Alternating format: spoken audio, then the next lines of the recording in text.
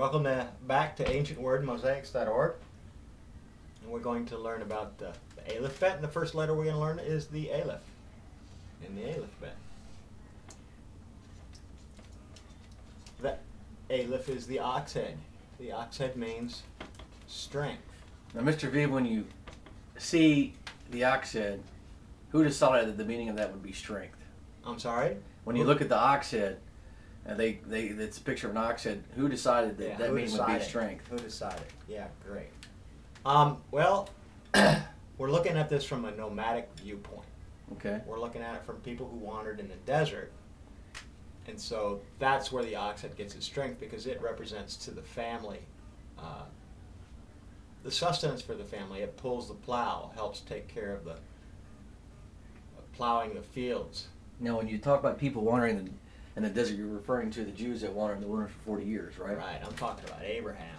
That's what I'm talking about. I'm talking about before the desert experience. Before the desert. Yeah. So before Egypt.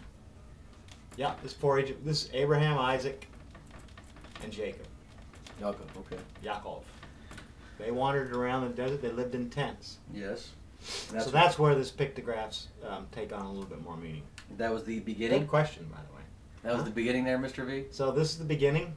My penmanship isn't very good, but the beginning, yeah. We believe that this is what, or archaeologists say that Moshe used these pictographs to write down the Ten Commandments. Now, when you say we believe, are you saying your personal belief, or is it the belief of many Jews or Orthodox Jews? Yeah, this is established historical, archaeological evidence. So in the scholarly realm, whether you're an archaeologist or a language student, it is agreed upon that this is the oldest known language to man that has been found.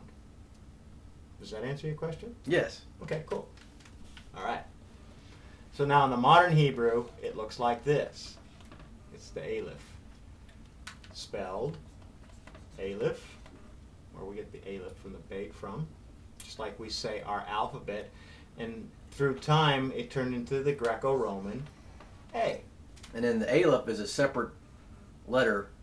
The Aleph is one letter and the Bet is another letter, right? That's right. And we're going to talk about bait. As a matter of fact, to show you how this will work with another word, what we're going to do is we'll take the ox head again, and then we'll add the nether. You mentioned bait, which is the next one in the Aleph bait, which will be in the next lesson also for the bait. But this is also in the introduction, but we have strength and we have tent. So we have strength of tent. This means, and we've established this further, but this means of father. So now we're tying in this Paleo letter to another Paleo letter to show you how this works. So Av in Hebrew means father. Father. And this is the modern bait. This is the bait. And we'll look at this next. That'll be our next letter. But we were studying here, we were studying the ox head, the Aleph. That's our first letter in the Aleph bait.